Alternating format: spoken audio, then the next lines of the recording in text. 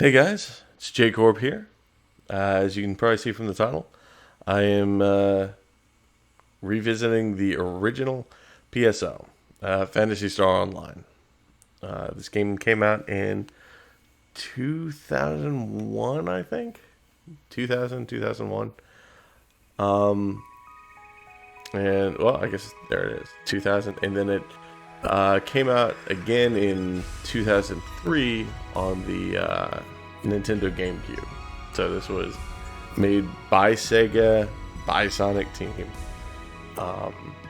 One of the original sort of loot-based RPGs.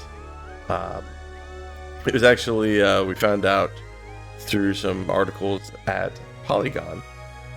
This was actually based explicitly on the Diablo series from Blizzard North, which I thought was really interesting because you can totally see some parallels between the two games. But it was really interesting to read some of those articles on Polygon where they're diving into the development of this game. It left a huge imprint. Many people consider this game to be sort of the forefather of the Monster Hunter series. So, yeah, let's go ahead and jump into it. There are actually some private servers set up. I'm not going to be dealing with that. I'm just going to go straight to single player. Creating brand new character, obviously.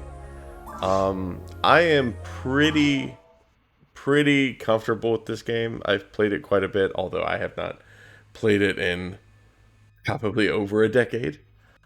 None of the little CGI doesn't appear to be playing, but that's okay. It's not a very interesting movie, anyways. So we'll go over our class choices real quick, and how all of these characters are really distinctive. So you see here, Hunter. Proficient with bladed weapons, hunters can also use a wide variety of other weapons. Although lacking in accuracy, they gain high attack power, suitable for beginners. Ranger. Proficient with guns, rangers have excellent accuracy that allow them to hit from a distance, but lack attack power, suitable for mid-level players. And finally, Force. Proficient with techniques, that's their version of spells. Forces are excellent as support. Their powerful abilities make up for their low HP, suitable for advanced level players. That is kind of like a gross oversimplification of these classes, and I don't know I would agree with some of those assessments. I think those are true at the very start, though. That hunters are good for like the first 10 levels. Rangers are a little bit less good for the first 10 levels. Forces are garbage for the first 10 levels. But honestly, it's very, very similar to modern MMOs in that you can level pretty quickly.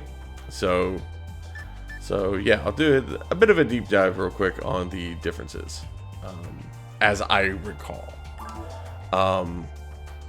The biggest differences on this game there are humans, Numens, and androids, or most of the modern games simply call them caste. Humans are kind of like default. They're just there. They just have stats that are kind of evenly balanced. And that's it. Numens are the Phantasy Star version of elves. They get a lot of bonuses towards any sort of spell casting, and they also passively regenerate TP, which is your mana in this game. That's incredibly valuable. All in all, humans and Numens play the same. They're just, humans are a little bit more well-rounded. Humans are typically a little more fragile, but more cast-friendly. Casts are, or androids are, completely different. They are not able to use spells whatsoever, and instead can use traps. The traps are limited. A couple of them are kind of useful, but generally speaking, they go through sort of a weird growth spurt where at the beginning of the game they're very, very strong. And when I say the beginning of the game, I'd say like the first 50 levels. The max level in this game is 200. Nobody ever really goes that far, but the game's highest difficulty kind of starts around level 80 and kind of caps out at like level 120.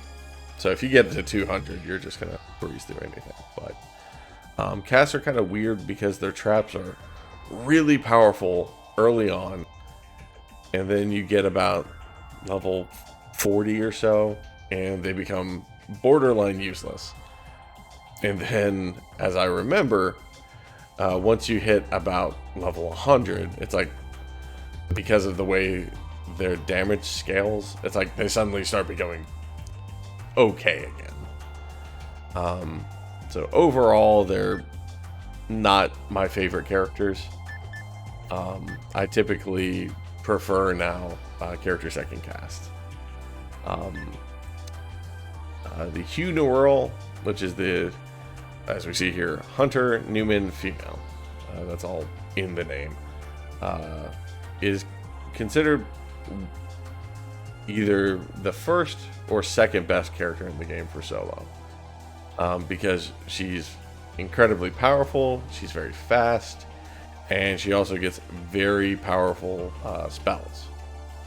So that's pretty useful. I've never been a huge fan of her playstyle though. The other character is the Ray Marl, which is the Ranger female human. I think most people would consider this the single best class in the game. Extremely well-rounded. Ranged weapons are typically very powerful in this game. She also gets very strong spells. But I'm going to go the polar opposite and choose what is widely considered the worst class in the game, or at least the most difficult to play, which is the Fomar. This character was added in episode 2, which was the GameCube and Xbox release. They are forces, so they can use spells, but they're less potent, I would say. They're sort of like the weakest spellcaster of the bunch. But they do get high attack power, but their attack power is still lower than the Hunter. So they wind up being very much like a battle mage. Like they don't really specialize in anything, but I have heard that once you get to high levels, that they're actually a lot of fun to play. I've never really had the patience to do that in the past, but I'm going to now. So we will jump into this.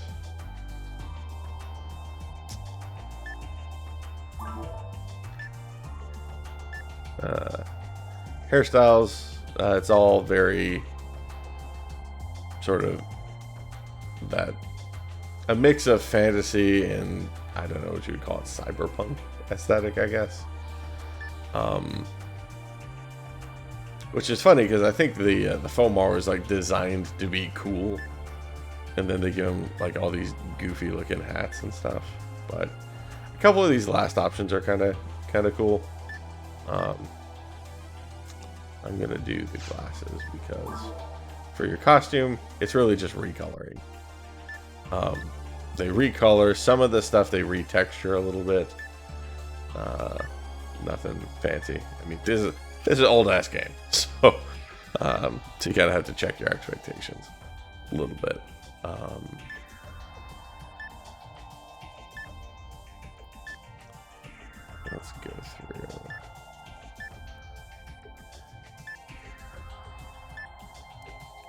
It's funny, as at the time, this color specifically was like super popular because with the little bits of white on his shoulders, it was like eerily similar to Sephiroth, specifically in like Kingdom Hearts.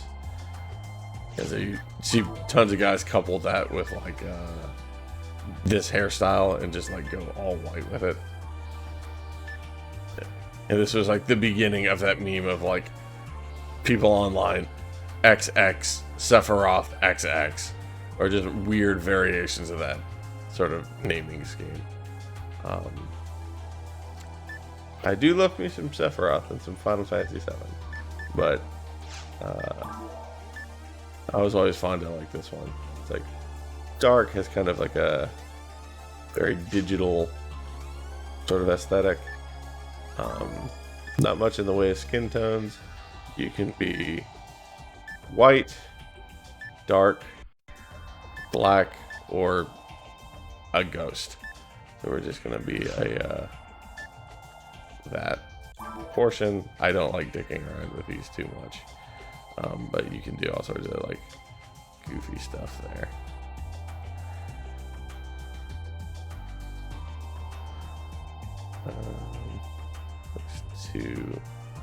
I'm just gonna reset all this real quick. Does it reset if you just go back? No, I think you have to actually choose another character. So I'm not gonna go through all of their options. You just have to imagine. And we're just going to go with my username. J Sword. Change that goofy looking hairstyle again. I think it was 8. Nice. I don't know why I feel like those go together. Just the glasses and the particular shade of whatever that is, turquoise. So that's gonna put us red area? Yes. So section ID, not hugely important. It's kind of important later on in the game. It determines what items are more likely to drop for you. And I don't even remember what all the values were. Like there's 10 different section IDs, one for like every color. You have like a light blue, a dark blue, a light green, a dark green, stuff like that.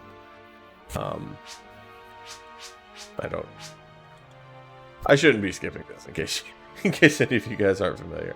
I'll summarize though, because this guy talks a lot. This dude is the principal. He is helming. There were 2 spaceships that went out. You guys' home planet was about to be destroyed. Not destroyed, it was just like, I think it was about to die. Like all the resources were gone and, COVID hit.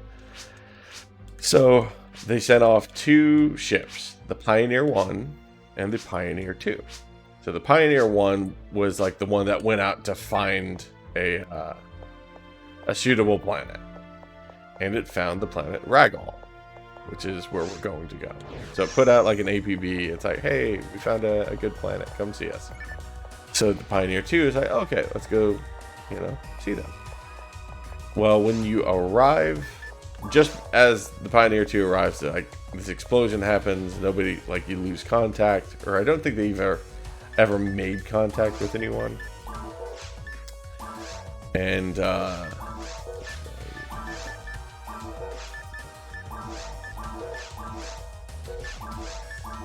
sorry, I'm dicking around with my settings. But anyways, so yeah, they never actually make contact with the crew of Pioneer 1. And so this woman named Red Ring Rico sets off. And she's the first person to leave. And I guess it's presumably this happens just before you start the game, maybe like a week. That's the planet Ragol, very Earth-like.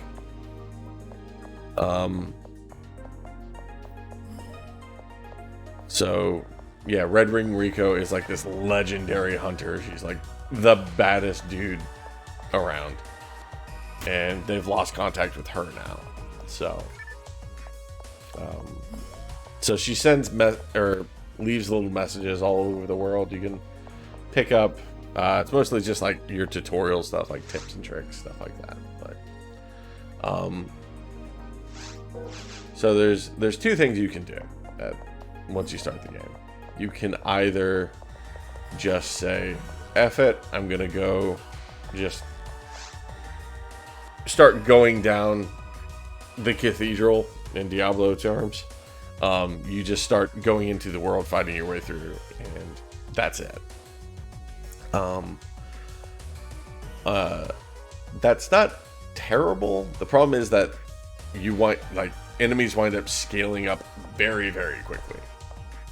So Forest 1 and Forest 2 are low level. It's like, oh, I could fight that stuff at level 1, and I'd probably be level 3 by the time I make it to the end. But then I fight a boss that you should really be like level 10. So rather than just going here and just grinding enemies away, you can head over here and actually take up quests, and that's a decent way to level. It's also a good way to unlock some really useful stuff later on.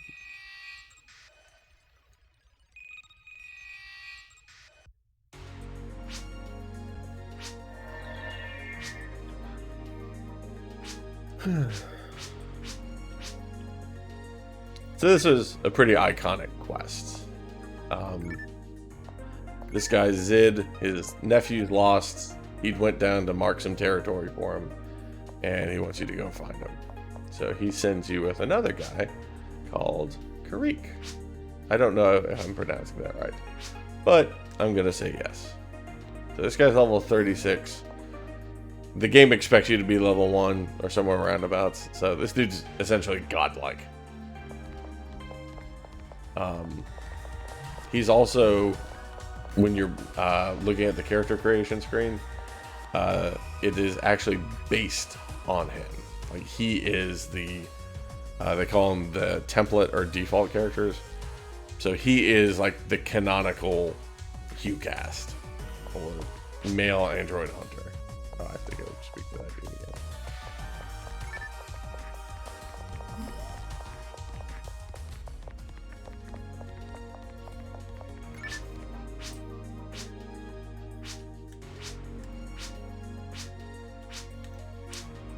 Oh, Ash is his cousin. Okay. So Ash is, spoiler alert, we're going to see him soon, but he is the canonical Humar, which is the male human hunter. And he's essentially the face of Phantasy Star Online, the original. Oh, also, yeah, you see Karik has a dope-ass scythe that is a much higher level item. I'm not even sure if you could realistically equip that at level 36. Maybe. There's a very specific way you can get that weapon, though, called the Soul Banish.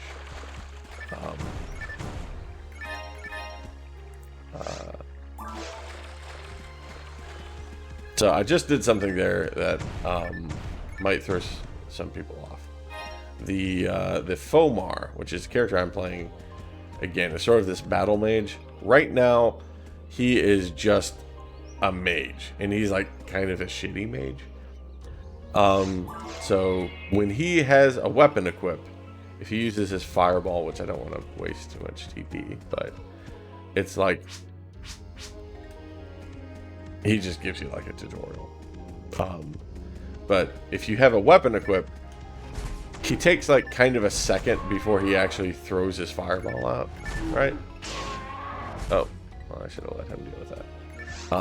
If you only the Fomar, and I think one other class has this, if you don't have a weapon equipped, he actually throws his spells out faster.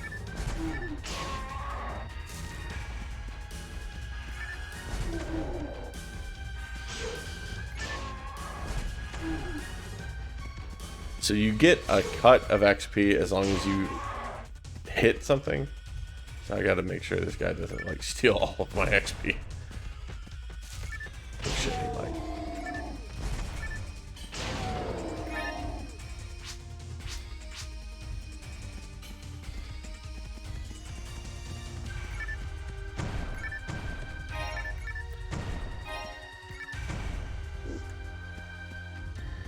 Plus he has just the most sissy looking like judo chop. But I always felt like, I mean, this thing does like no damage. Like his basic unarmed attacks literally do, I think, like 2 damage, which is nothing.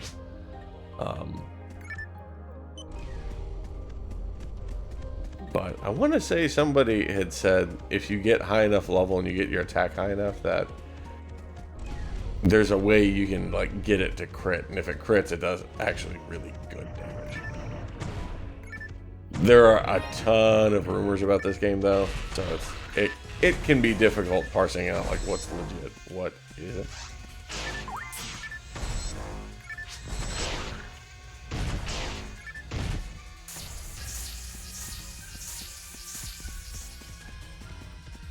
So something I've done here. So you can see in the bottom right corner, you can have 3 actions assigned.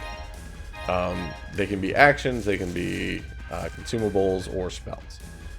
I like to keep the A button free because you use that to interact with stuff. I don't want to be running around accidentally attacking stuff. It just makes the game take forever. So I always leave that blank, and then when you hold your R trigger, you can do like your sub menu. So not the most robust fighting like combat system, but it works. And then I have there to restore your TP or your mana, you use things called fluids. So mates restore health, fluids restore TP or mana. They come in 3 different levels: a monomate, dimate, and trimate. Same with monofluid, difluid, and trifluid. They're just higher levels of the exact same thing. I think they are percentage based, but I am not 100% sure of that. But I think they sort of, there's also like a scaling thing because you don't come across dimates until higher level. So monomates generally restore all of your health up until a certain point, and then I think it's 1/3 of your health. If my memory serves, it's something like that. I'm sure I could look at the description. It's like a specific amount. Oh crap.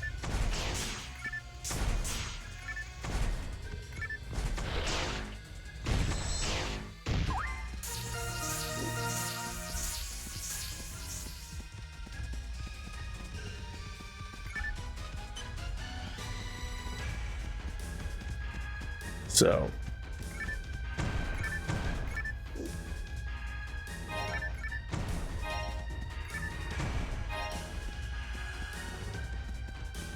oh, didn't see that dude. Those dudes.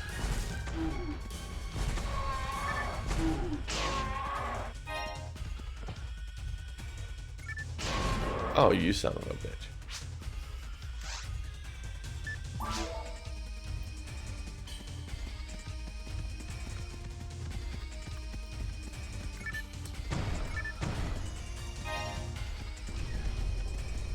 So fortunately, none of the choices matter in this first mission, I don't believe. But there are actually a lot of choices in this game that you wouldn't think.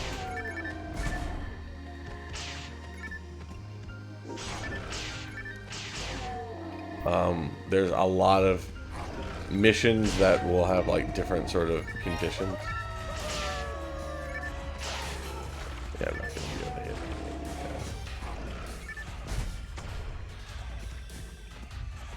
that. Kill.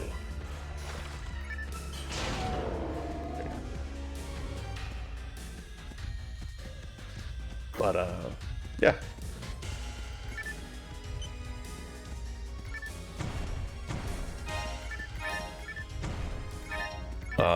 Yeah, getting his weapon, Soul Banish, it's not just a rare weapon. Like, it's not just like, oh, it's a rare drop.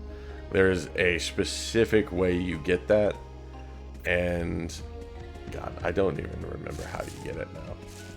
You legit have to look up a guide, and then you have one chance to get it. Like, if you do something wrong, like if you make the wrong dialogue choice at certain points, then you either have to wait until you hit the next difficulty level.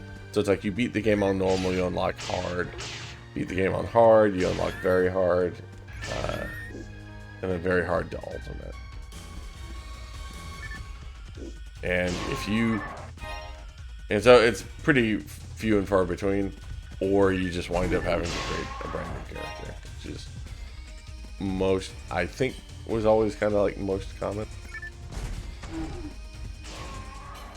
These little yellow chickens are rappies, and you see their bodies don't disappear because they are playing dead. Oh, you son of a... I don't want to talk to you. Okay, well, at least you hit that one. So like, that one dropped a Dimate. That, at this level, is considered kind of a rare item. So, rappies drop some of the rarest items in the game. And part of that is because, like, their play dead thing is kind of difficult to deal with sometimes, just like that. You have to be patient.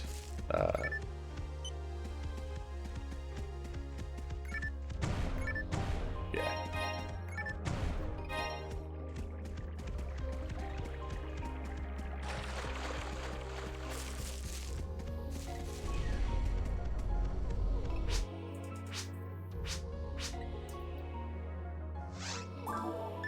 Did I pick up this? Okay. Okay, that's just the spell I already had. I have picked up some equipment though, so let's see. Okay, so DFP is defense, EVP is evasion. Generally speaking, evasion is like always worth more than defense. Yeah. Even though defense is a lower value, you would think, oh, that's worth more. If you evade, you don't take any damage. Defense is just like a minor amount of damage shaved off. And for forces, yeah, you don't want to be getting it at all.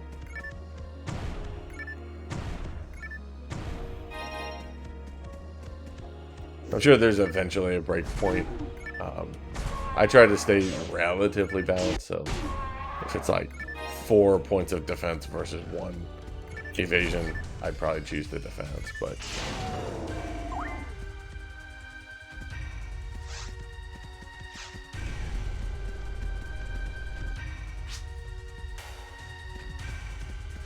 And this is your first experience with the character of Ash. He's just a loser who's already knocked out by a bunch of weak-ass monsters.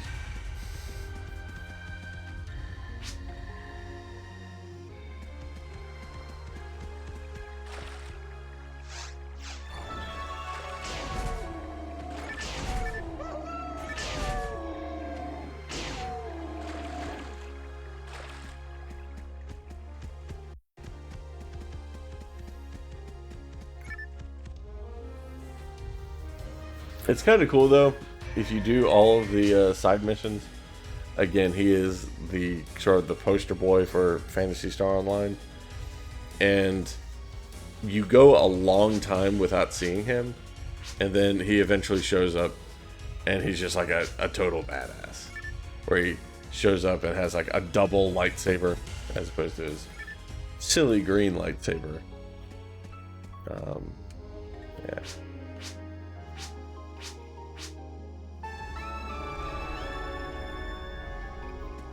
That's another nice thing too, is these things are called Telepipes.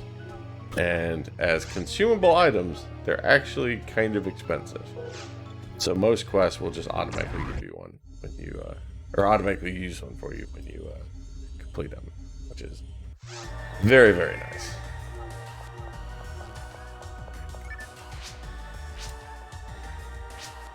This is another really interesting thing about this game is when you are in different missions, sometimes there will be different people walking around. It is definitely not all the time. Like this chick, I think, is almost always here. She's supposed to always be here. There might be a couple missions that she's not that I can't think of. This dude I don't remember.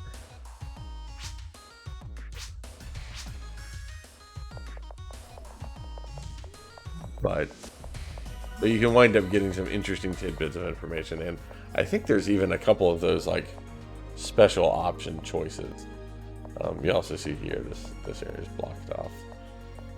This is, if you're playing online, there's a teleporter like right behind this wall. Let's see what his deal is.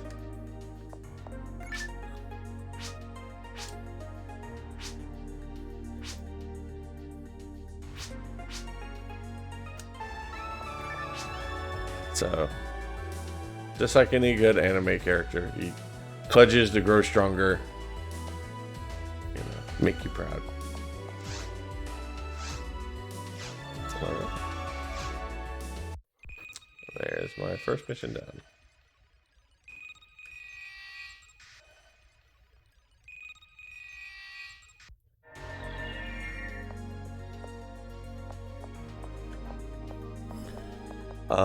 Another thing, the money in this game is called Meseta. If you die, you lose it. It doesn't just drop on the ground like Dark Souls. You lose it forever. Now this version of the game is also much more relaxed. In the original Dreamcast release, you also lost your weapon, which obviously doesn't affect this guy too much. But this class wasn't in the original, and yeah, then you had to go and try to get your weapon back, and that could be pretty difficult. Before I go depositing my money, I'm gonna spend some of it.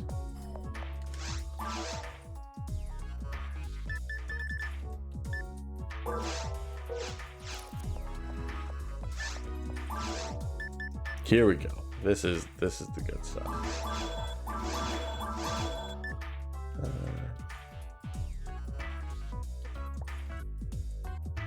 No, I'm not gonna buy that. I have to buy some more as well. Oof.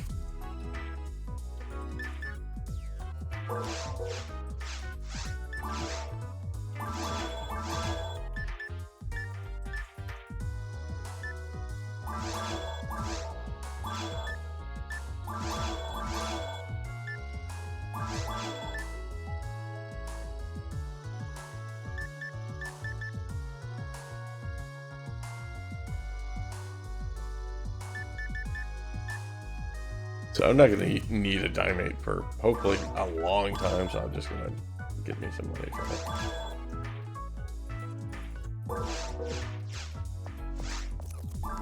Alright, so to learn spells, you get discs. You can see these at level 1. They can technically, by the end of the game, they can go up to level 30. Not all classes. In fact, it's kind of weird. Some classes have a max of like 20, some have a max of like 27, I think. But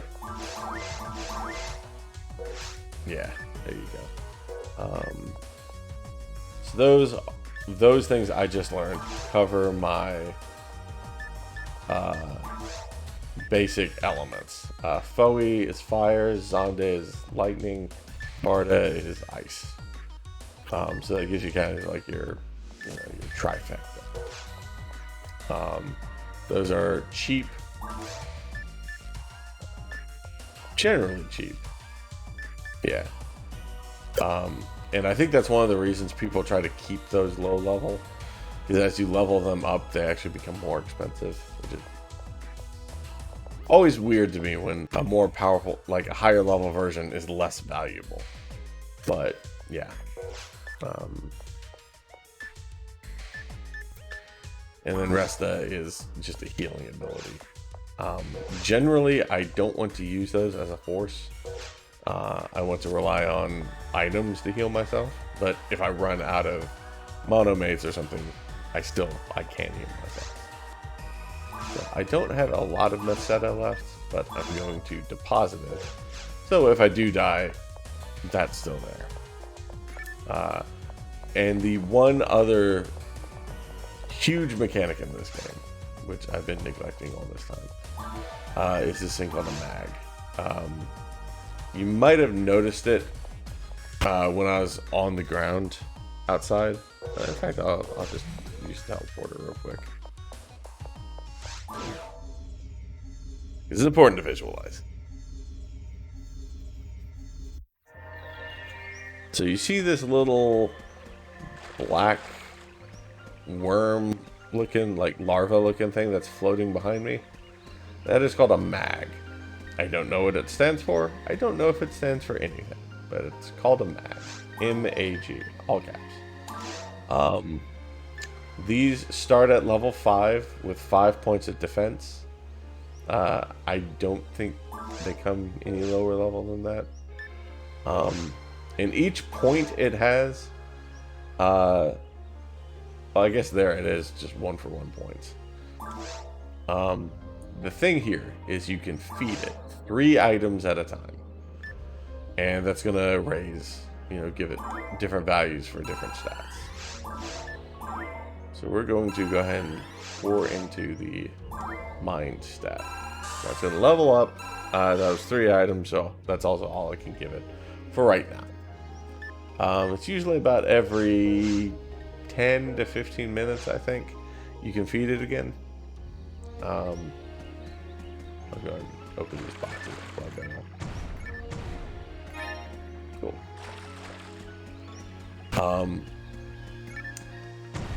So that's a good way. That's really where your character customization comes into play. Because you're not assigning points. Every time you level, your character just gets so many stat points because of what class they are. So the mag allows you to kind of shape your character. So for example, what I will be trying to do next probably is raising his power stat, which will wind up raising my ability to do melee damage. That will eventually become more and more important to this character.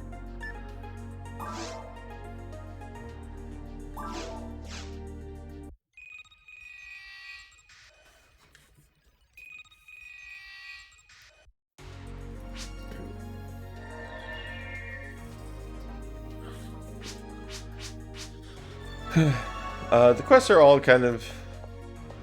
They're a little mundane, but they are kind of interesting. Well, here's another thing. Like this guy, you'll literally never see him in the game ever again, as far as I know.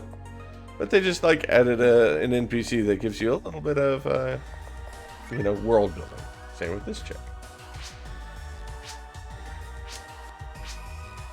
It's not like you're putting together, a mystery or anything, but this game does do a really good job of world building.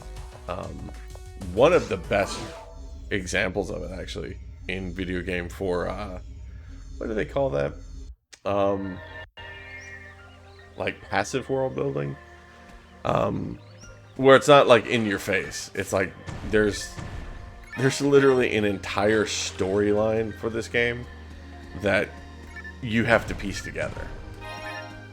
Like who the main boss is, you would never know who the main boss is. It's just like a big monster unless you piece things together. So yeah, anyone interested in game design, it's actually kind of maybe worthwhile to check this out. Oh, you somehow get there.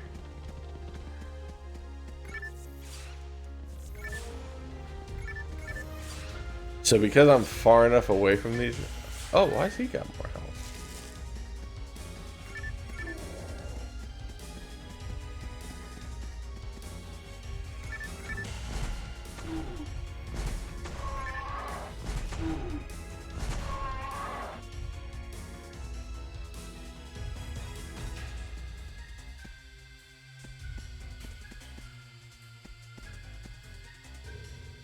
Do wish this thing had a thumbstick camera.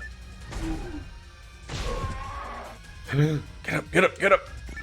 Oh, oh come on. Alright. That's fine.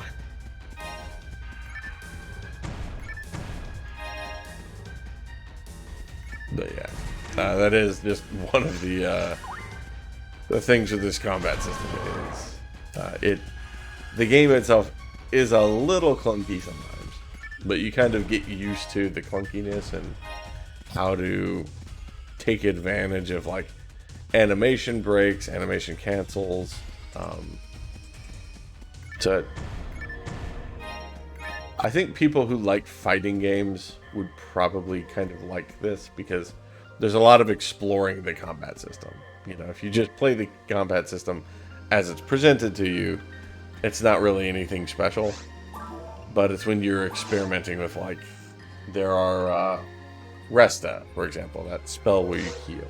Which, you can put a shortcut to it, but I'll just show it to you guys here. Right?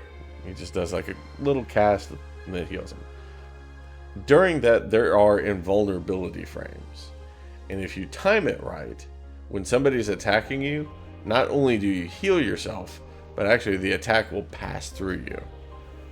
You have to have the timing down perfectly, but learning stuff like that actually is pretty cool.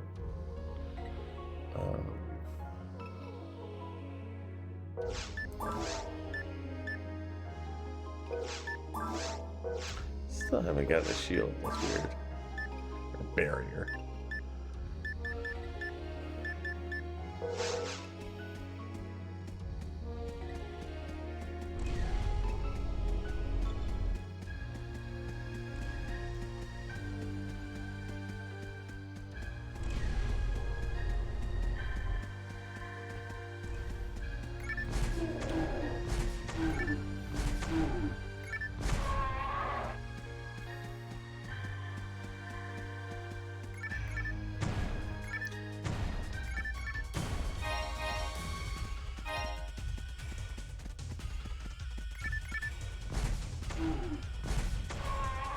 Oh, crap.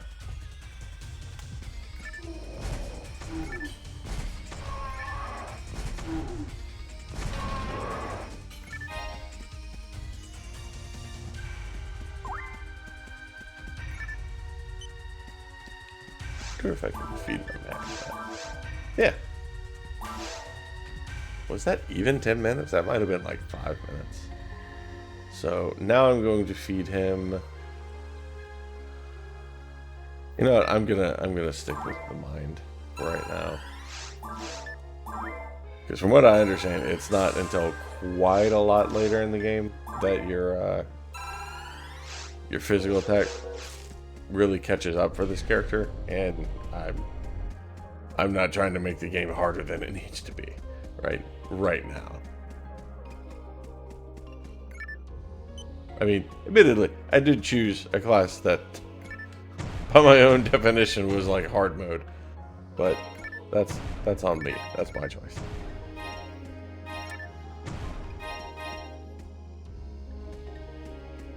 So those types of boxes, they'll change. The look of boxes will change in every different zone, but certain crates like that are more likely to have rare items.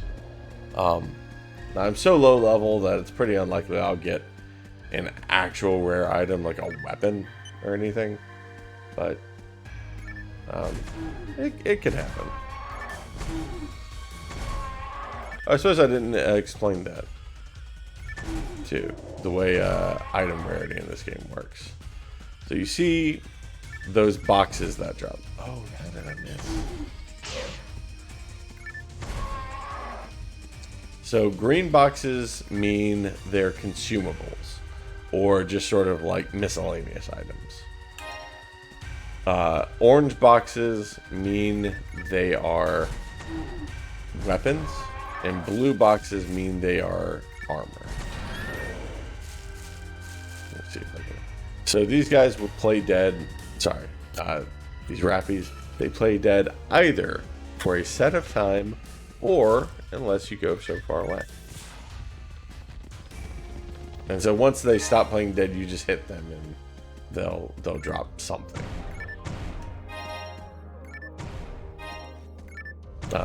And the yellow crystals are Meseta, which is money. Rare items specifically come in red boxes. And it's always really exciting because it's like a very bright red. It'd be cool if we actually saw one in this stream. I'd be surprised if we do. But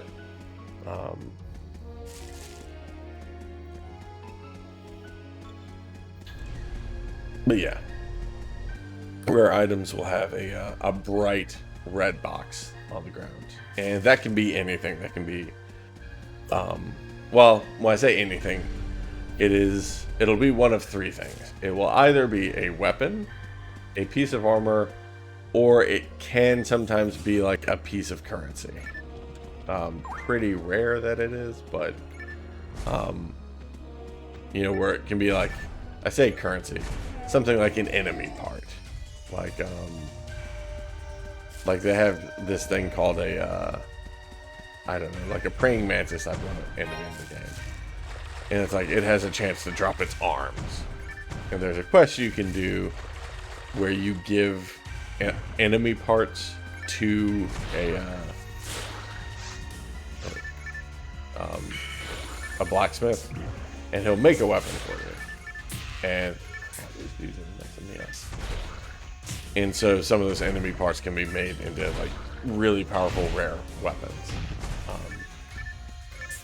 But generally it's always like a piece of equipment or a piece of equipment, if it makes any sense.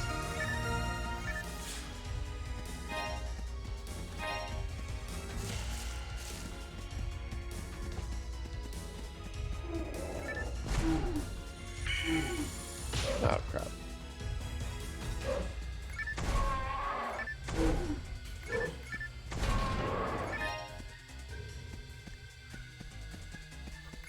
But yeah, I feel like that stuff is generally not seen until like level 10 to 14, something like that.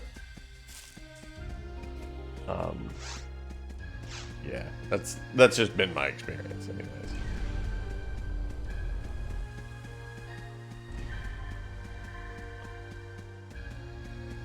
Here we go, here's Bozo.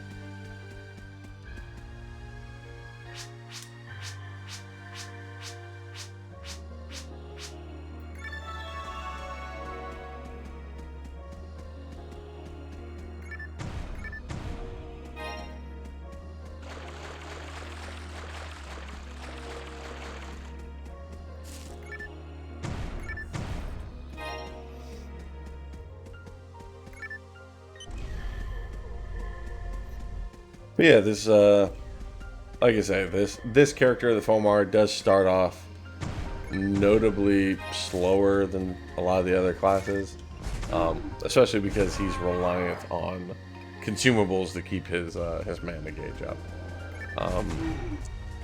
I know later on there's a piece of gear you can get that will passively regenerate your TP, but that's really not until I think like end game, like level 80 to 100 plus or something.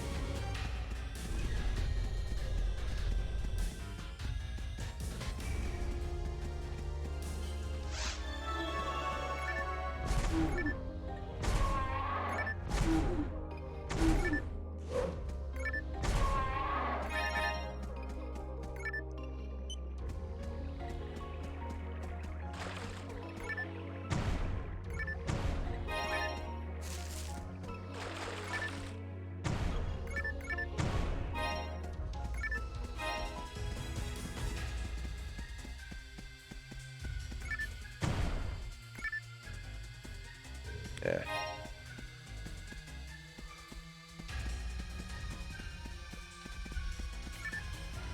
So Moon Atomizer, which is that thing I just picked up, if you're curious, what it does is it allows you to resurrect a teammate So if I was in a group and somebody died, I could just use it and it would revive a fallen teammate. Since I'm playing solo, it doesn't do me any good, so I'll probably just vendor it. Playing Maggie Thunder again. Yep, we're just gonna continue on with his dietary restrictions.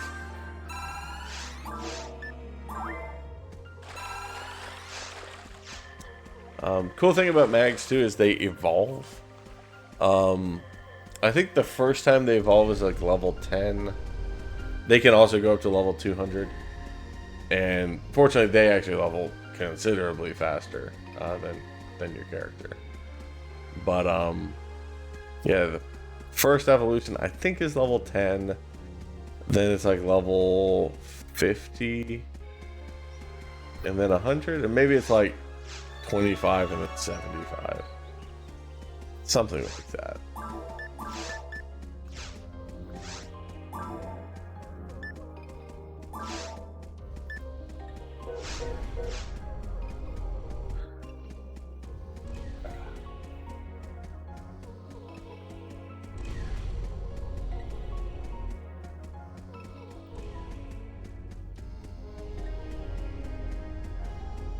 I know this game probably looks super dated to, especially younger gamers. It probably just looks like awful. But man, this brings back just so much nostalgia. Like the Dreamcast, which is what this originally came out on, Sega Dreamcast. Just Sonic Team has like this wonderful grasp of aesthetics, where it's like you see. Like the colors, like even just right here. These are all beach colors. Where it's like you have sand here, you have like bright green vegetation. You know, the sky is bright blue. Yeah, it's like a very distinctive look of this era that Sonic Team was doing. Like in Sonic Adventure, it had a lot of these qualities. Crazy Taxi, very similar. In fact, I'm not gonna do it, but there's actually Sonic, Tails, and Knuckles can actually appear in one of the quests in this game. I think it's an online only quest. But it wound up being super cool. And there's a way you can like hack the game and use their character models. So you could literally run around as Sonic or Tails or Knuckles. Which is something I used to mess around with on the GameCube. But I'm not gonna mess around with right now.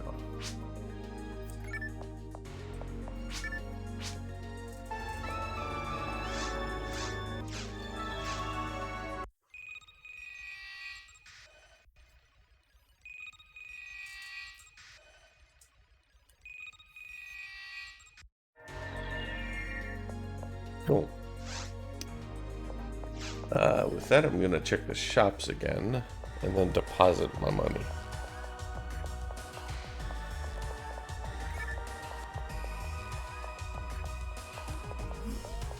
See, I assume I can't beat the man with that.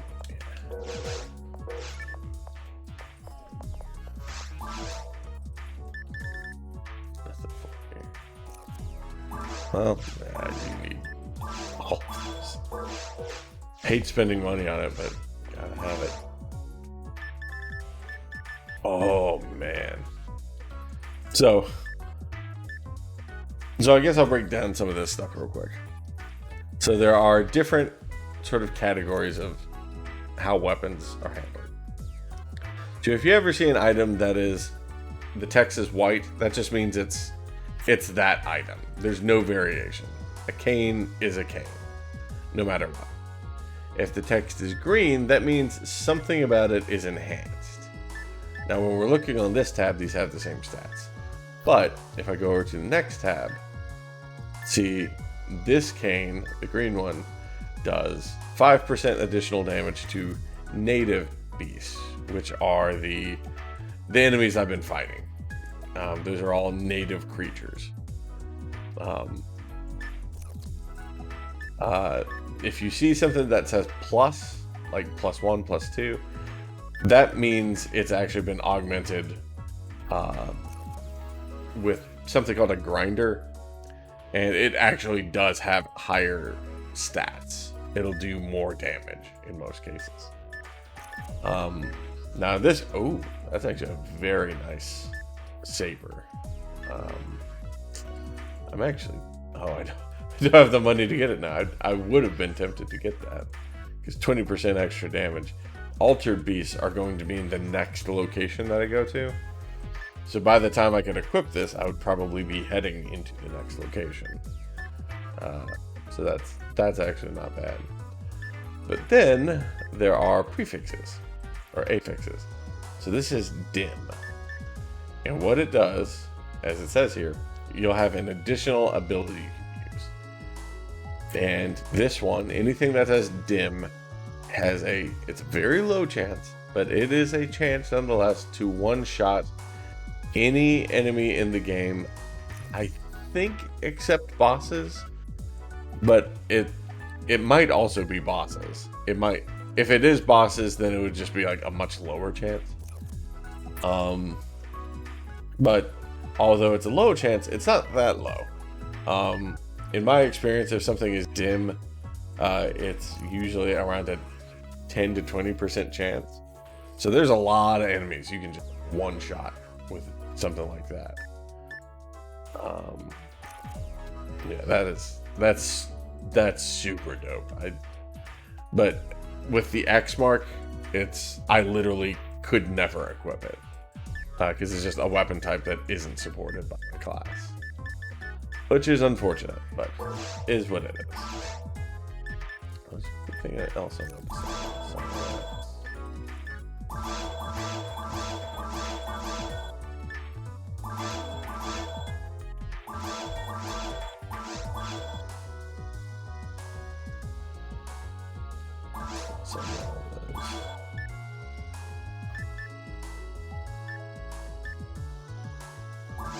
Sell a couple of those. I don't need those too terribly often.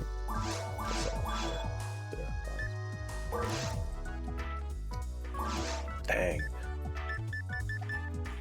Hey. They also come in different levels. So like dim, like I said, is like 10 to 20% chance. I forget what the next one is, maybe shadow. And there's 3 tiers to each one, and I think the final tier is called hell. So like it would be hell driver, which I don't think typically appear until you're like level 80 to 100 or above. But then that's like a really high chance. That's like an 80% or 90% even chance to one shot an enemy. So there's all sorts of affixes though. There's like freezing ones where you can like freeze an enemy in ice. There's ones you can confuse an enemy where they'll run in circles, or will attack their teammates, burning damage, all kinds of stuff.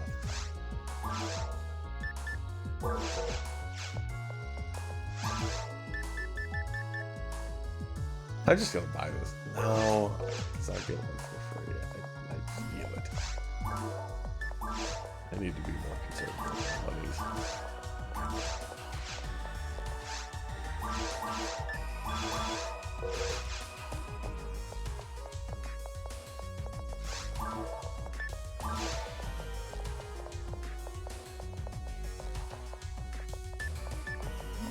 Yeah.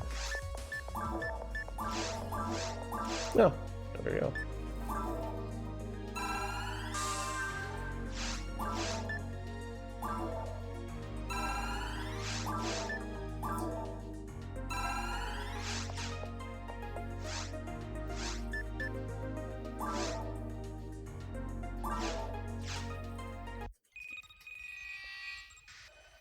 So I'll probably finish this one and then break for a bit.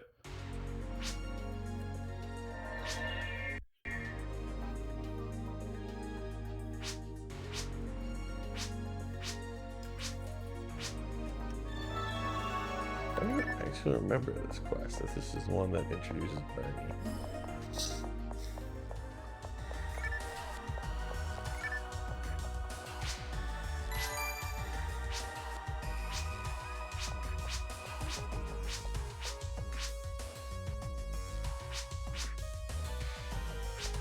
So clearly that was one of the, because it made that sound, that was apparently one of the sort of like quote-unquote choices that you could make, that now I will have different quests in the future, which is still kind of a wild concept, that it was like very, very subtle. Oh man. So escape dolls, as it says, if the holder dies, the doll will die instead, and you get fully restored, and then it disappears. Those are incredibly rare, and they're also extremely useful, obviously, particularly in boss fights. That's kind of, if I remember right, that used to be like the currency people would trade stuff online. You know, like nobody really dealt with Maseta. It was kind of useless for high level players. But the escape dolls were gold. So I need to be extra sure I don't die.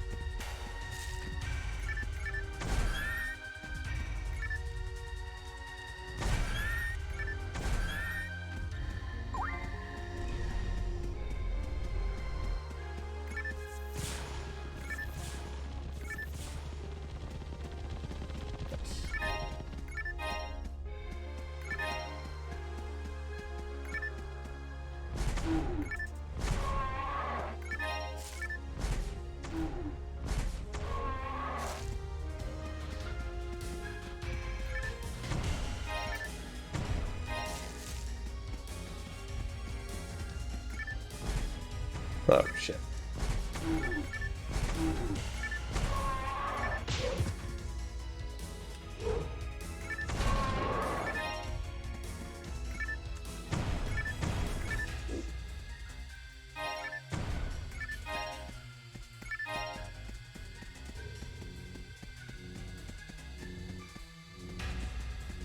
I already know where I need to go.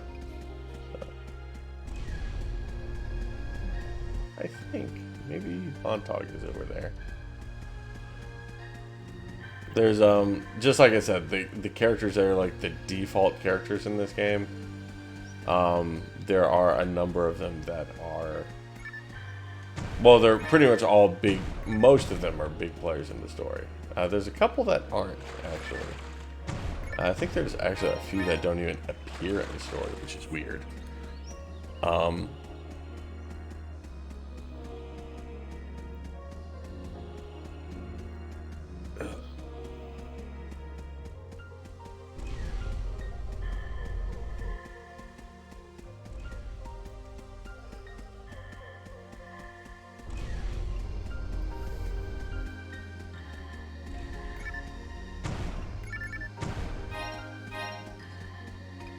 here is Eleanor. Is the Ray Cassile? What that is.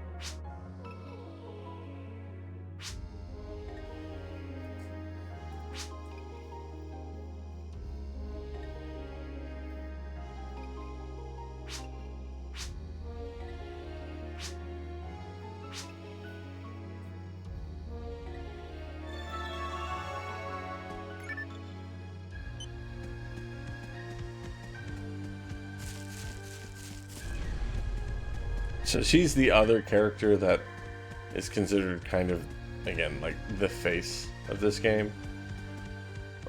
She's one of the few characters that has like a pretty involved story. I don't really remember everything about it though.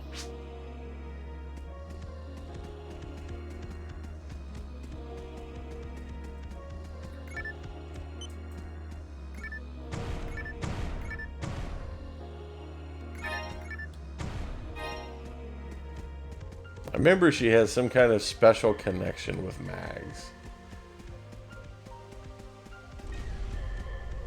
And actually there winds up being a mag that's based on her. And it winds up being like these giant energy wings.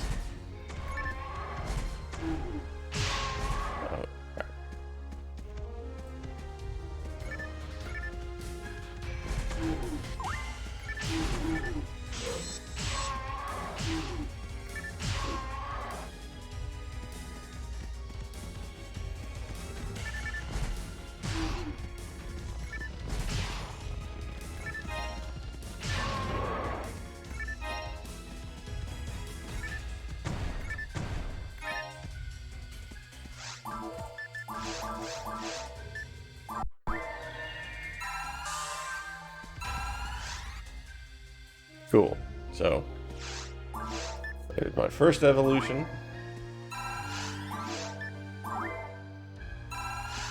And you see it greatly slows down how fast he wants to level now. But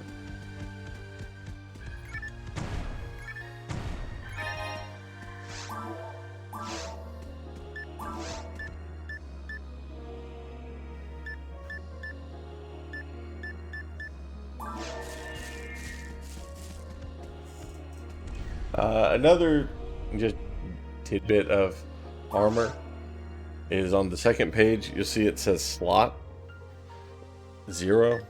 So this has 1 slot.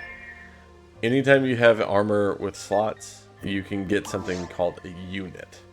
And those are just like add-ons that you can customize.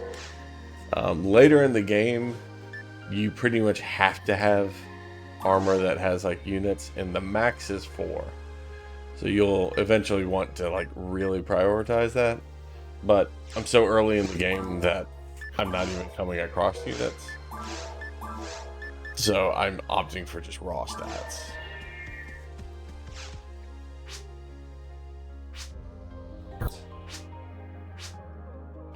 That is a damn lie. I just fed this thing. You saw me feed it. No. Okay. Yes.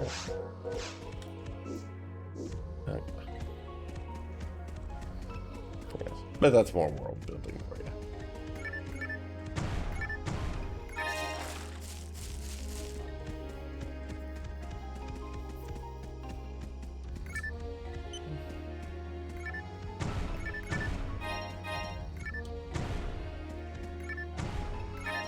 Yeah.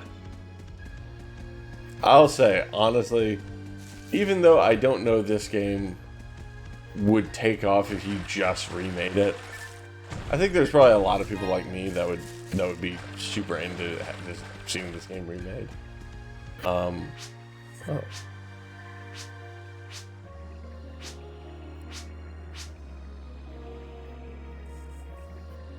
There is a really big part of me that wishes they would, because I know they got new Genesis coming out, and PSO2 has just been raking in more money than the church. But I would love to see them remake the original PSO, this game, and just do the story mode, like the actual story. Because like this game has an amazing story, but it's like it's all text. It's like it's all implied. You know, you find out like, well, who's the final villain in this game? It's like, well, it's kind of ambiguous.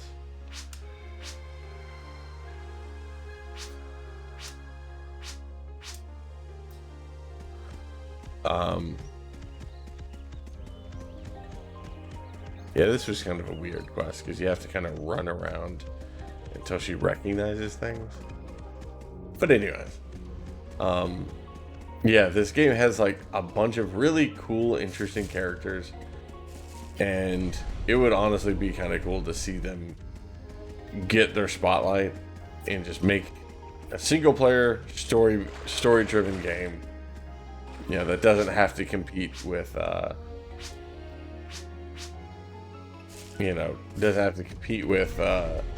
PSO2 or New Genesis. You know, it's not going to cannibalize their market, but maybe instead they expand it. So, yeah, there's like a huge storyline with,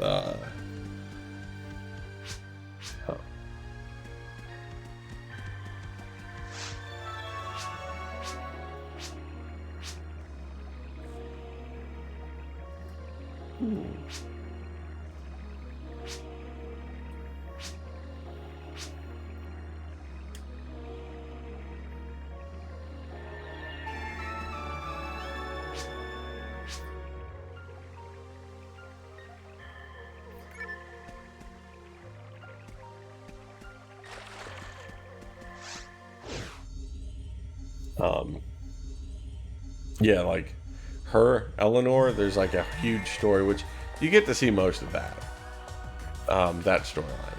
But then Ash, he has his own story that doesn't really get delved into too much in this game. It's like you read things about it, but you don't get to experience his story. Same with Karik. There's a character called Bernie and another character called Rupika that it's kind of implied that there's something super important about those characters, but it just never has the time to really go into all that.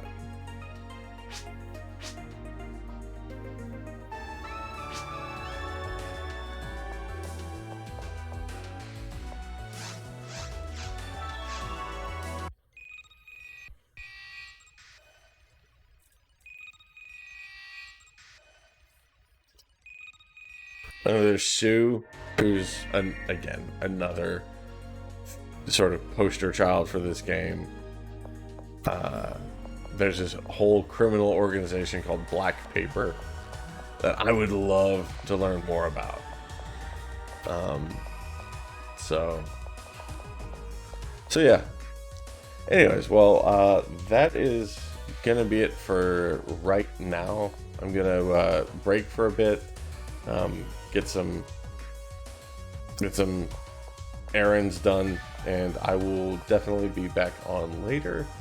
Let me guys know if you want to see more Phantasy Star Online, like the OG. If you guys want to see another game, I play a pretty wide variety of games: fighting games, shooters, RPGs, stuff like that. Not super into turn-based RPGs, but anyways, well, that is it for this stream. So thank you guys for checking this out. I am always welcoming any comments, suggestions, constructive feedback, whatever. So, all right, well, thank you guys again for watching, and yeah, be well.